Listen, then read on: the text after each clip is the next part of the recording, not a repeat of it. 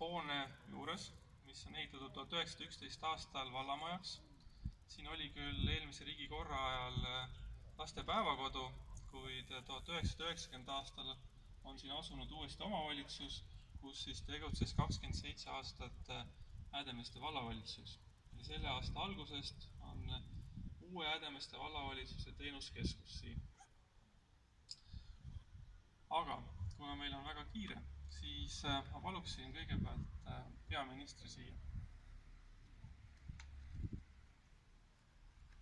Meil on üks kingitus. See kingitus on kaheosaline.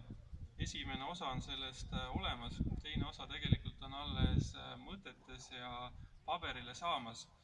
Ühinesid kaks omavalitsust, Tahkuranna vald ja Häädemeeste vald, ja Tahkuranna vallas sai koostatud terve iseseisvusaja kohta raamat Tahkuranna vald 25. Selle kingiks ja teine osa saab, kuupäeva julge öelda, millal saab valmis Häädemeeste valla iseolemise aja kohta raamat. Palju õnne!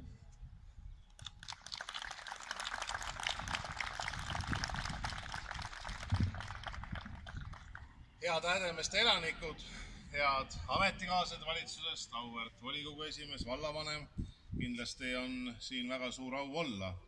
Me täname selle võimaluse eest, et Eesti Vabariigi väga olulisel juubeliaastal on võimalus siia Häädemeestele iga valitsuse liikme poolt üks tammepuu istutada ja ma arvan, ja olen veendunud, et sellel valitsusel seda kogemust ei ole.